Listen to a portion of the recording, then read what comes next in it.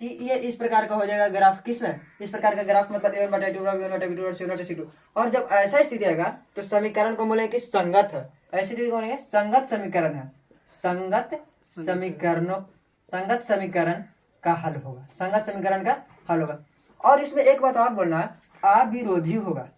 अविरोधी होगा। इस समीकरण का हल कैसे होगा? बनाने में कोई विरोध नहीं करेगा, निकलेगा। इसलिए हम बोलेंगे इसका कोई विरोधी नहीं है, इसका कोई विरोधी नहीं, उसको बोलेंगे निर्विरोधी। जैसे कि कोई विरोधी, इसका निर्विरोधी, ये तो अविरोधी। ठीक है ना?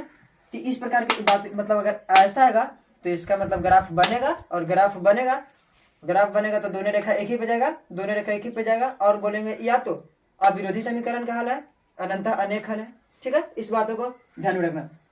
दूसरा देखना यहाँ पे, यदि a1/a2 बराबर नॉट b1/b2 हो, इसको तीसरा पहले देख लेते हैं। a1/a2 बराबर b1/b2 बराबर नॉट c1/c2। तो इस स्थिति में लिख देते हैं, इस स्थिति में समीकरण का, दो चर वाले रेखीय समीकरण का, इस स्थिति में समीकरण कहने का मतलब दो चर वाले रेखीय समीकरण का कोई हल नहीं होगा। समीकरण का कोई हल नहीं होगा। इस स्थिति में समीकरण का कोई हल नहीं होगा। कोई हल नहीं होगा, इसी में बोलेंगे कोई हल नहीं होगा। ग्राफ में दोनों रेखा एक दूसरे के समांतर जाएगा। ग्राफ में दोनों रेखा एक दूसरे के समांतर जाएगा। ग्राफ में दोनों रेखा एक दूसरे के समांतर जाएगा। और बोलेंगे ग्राफ में दोनों रेखा एक दूसरे का समांतर जाएगा। समांतर करने का मतलब कि कभी दोनों कट नहीं करने वाले। जिस प्रकार से रेलवे लाइन की दो पटरियां होती है, वो कभी अपने आप में कट नहीं करती है।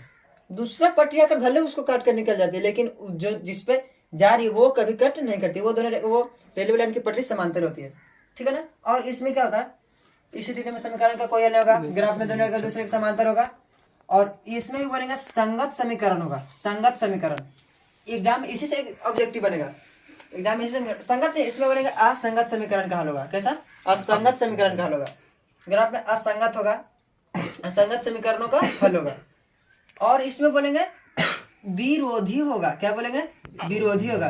क्या बोलेंगे? इसमें विरोधी होगा। तो एग्जाम में ध्यान, मतलब इन तीनों में ही ध्यान होना कि इसी में एक होता है ना जो विरोधी होता है, इसी में एक होता है जो विरोधी होता है। ये दोनों एक जैसा होता है और ये होता है इस दोनों से अलग। ये दोनों एक जैसा होता है और ये होता है दोनों से अलग। विरोधी होगा, असंगत होगा। ग्राफ में दोनों रेखा, जैसे कि एक रेखा जाएगा ऐसे, तो एक रेखा दम इसी प्रकार से इस प्रकार से जाएगा समांतर, मतलब दोनों के बीच की दूरी हमेशा समान होता है। ये होता है इसमें देखना, इसमें इस स्थिति में बोल देते हैं, इस स्थिति में अद्वितीय हल होगा। अद्वितीय हल करने का मतलब केवल दो ही हल होगा। एक्स का एक मान निकलेगा और वाई का एक मान निकलेगा, दोनों का एक मान निकलेगा।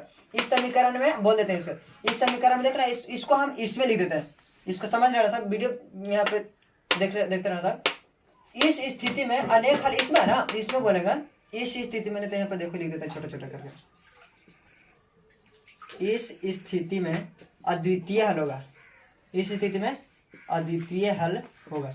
इस स्थिति में अद्वितीय हल होगा। और ग्राफ में दोनों रेखा एक दूसरे को कहीं ना कहीं पे एक निश्चित बिंदु पे काटेगा। ग्राफ में दोनों रेखा कहीं ना कहीं एक दूसरे को निश्चित बिंदु पे काटेगा। ठीक है ना? ग्राफ में दोनों कहीं ना कहीं दूसरे को निश्चित बिंदु पे काटेगा। इस प्रकार बोलेंगे कि ये संगत समीकरणों का हल है। ये संगत समीकरणों का हल है। और ये क्या है? संगत समीकरणों का। और विरोधी है, विरोधी नहीं, सॉरी, अविरोधी है। विरोधी नहीं, विरोधी बस इसमें बोलना है, केवल विरोधी केवल इसमें बोलना। इसमें बोलना है अविरोधी है, संगत है और अद्वितीय हल होगा। ठीक है? ये दोनों में हो गया अविरोधी और ये में है विरोधी। ये तीनों बातों का जानना अति आवश्यक है।